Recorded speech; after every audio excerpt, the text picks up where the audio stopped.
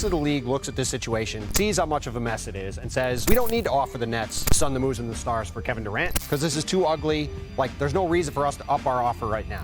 This is just going on and on and on for forever and ever and ever. I had a feeling that it was going to get to this point for the Brooklyn Nets. I mean, after everything we've seen so far, I'm not really surprised that Kevin Durant is choosing this route. Now, do I think it's the right move for his career? Do I think he's full of it? Do I think he's actually going to follow through? That's a different question. Now, before we get to the content, make sure you drop a like, subscribe, and turn on our notifications to help the channel grow. If you want shorter versions of this content, make sure you follow me on my Instagram or TikTok at TheFlightMike for both. Now that we got all that out of the way, cue the intro.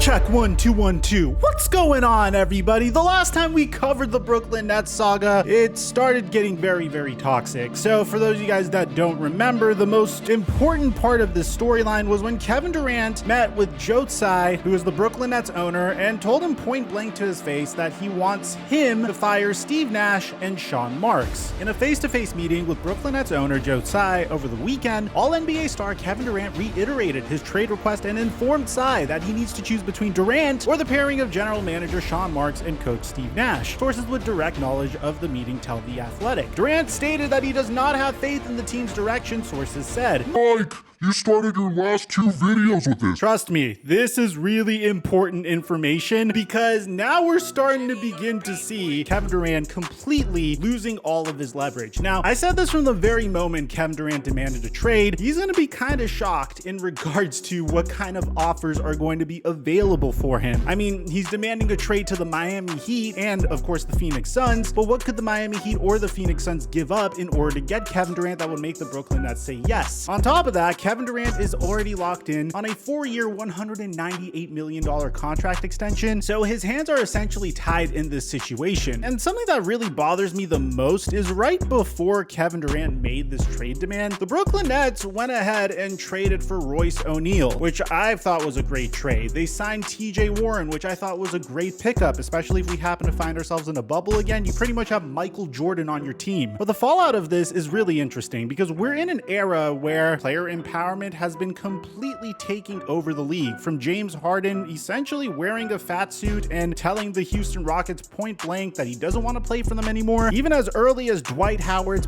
painfully awkward interview with Stan Van Gundy, where he claimed that he wasn't trying to get him fired when in reality he was trying to get him fired. Yeah, what's our main concern right now? Jameer. We have to stop Carmelo Anthony and the New York Knicks tonight. And the New York Knicks. That's exactly That's right. the plan, right? That is the plan. That's what I just said. Stan just said that you wanted him fired. I said that? Yeah, that's what Stan said. Who did I say that to? According to What's- I don't know. I'm just telling you. I'm asking you. And I think this is the first time in a very long time where you're seeing Brooklyn Nets ownership or a team's ownership group essentially telling a star that, hey, we don't really care how empowered you feel. We don't really care what you say. You're under contract and you play for us. You make $200 million playing for us too. And we're going to listen to what you want, but that doesn't necessarily mean we're going to hand you everything on a silver platter. Now, what's really funny is Andrew Bogut believes that if Kevin Durant really wants to get out of Brooklyn, all he needs to do is tweet "Free Hong Kong," and that would force owner Joe Tsai to trade him, which I don't know if Kevin Durant would go that far. But now there's the question of how Kevin Durant is going to handle this situation. There's also the question of what is the latest on Kyrie Irving. So before I get you to what Kevin Durant might do, and believe me, we have very credible insiders saying that he might consider holding out, or he might consider something as extreme as retirement. And before I get to those details, let me tell you what Kyrie Irving's currently dealing with. So about 4 days ago, and I didn't bring you guys a video on this because I don't like bringing you guys content if I feel like it's a hot steaming load of crap, but since I'm bringing you guys a KD and Kyrie update, I could just throw this in here and tell you why it just sounds like BS. So this is coming to us from none other than Rick Bucher. So Rick Bucher apparently was told that Kyrie Irving wanted his new contract to guarantee that he wouldn't have to play more than 60 games in a season and would not have to play any back-to-backs. Which, come on, man. I mean, look, there's times where I'll have empirical evidence to prove why something's BS. In this instance, man, if Kyrie Irving just wanted to play 60 games in a season, he would just sign his contract and then he would take time off during the season. He's done it before. I mean, he's taken personal time off. The Brooklyn Nets have been very receptive to that. This past year, he's also taken time off due to the vaccine stuff. In his first season, he had no choice but to take time off because, while he was injured and Kevin Durant wasn't really playing, so he understood that the Brooklyn Nets weren't necessarily the most competitive. It is so unreasonable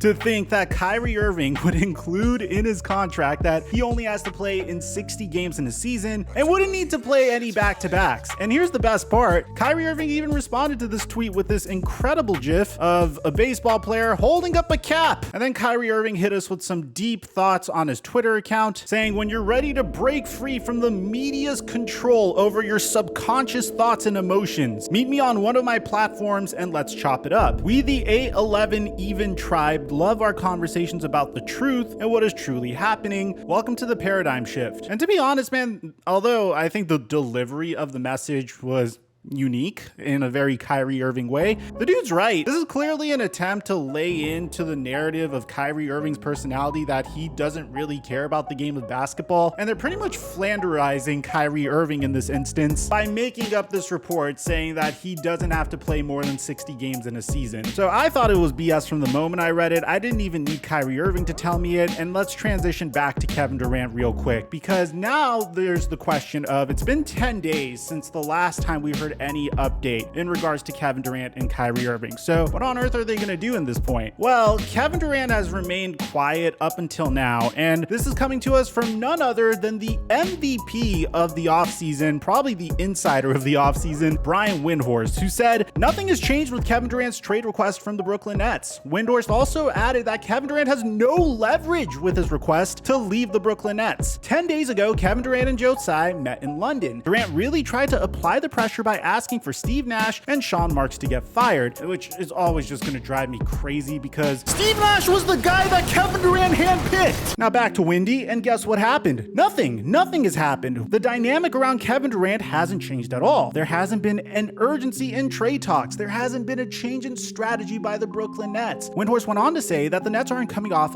asking for a big return for Durant in a trade, and that Brooklyn has no leverage with other teams, same as Durant has no leverage with the Brooklyn Nets.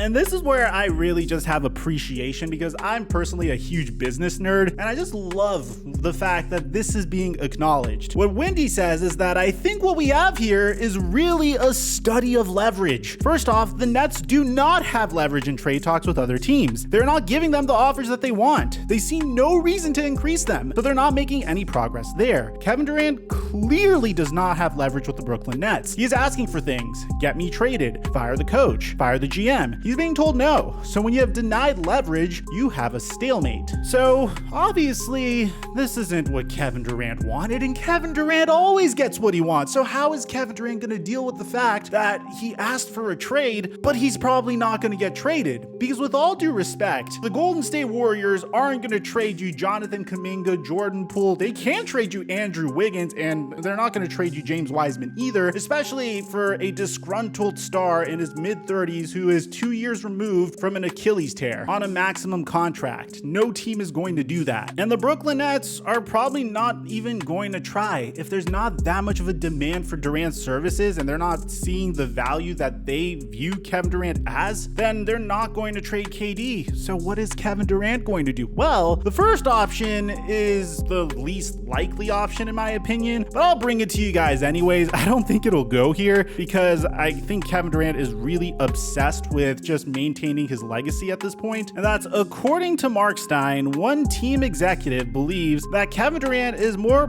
probable to retire than play again for the Brooklyn Nets. I don't see that happening. I mean, Kevin Durant only has a handful of years left, so I don't think this is a situation where Kevin Durant is going to retire. And I figured this is a good time to add this part in because while I was editing this video, Kevin Durant tweeted that I know most people will believe unnamed sources over me, but if there's anyone out there that'll listen, I don't plan on retiring anytime soon. Shit is comical at this point. But what I think think is more likely to happen is ironically what happened with the player that the Brooklyn Nets acquired last year, Ben Simmons. The next option is Kevin Durant is headed towards a holdout, and this is coming to us again from Brian Windhorst. It opens up with the fact that KD didn't back off of his trade request during a recent meeting with Brooklyn Nets owner Joe Tsai. That meeting may have also been Kevin Durant's last interaction with the Nets for a while. Once considered unlikely, it's now believed that Kevin Durant is heading towards holding out if he's not traded. Many believe Kevin Durant's love of basketball would have him in camp,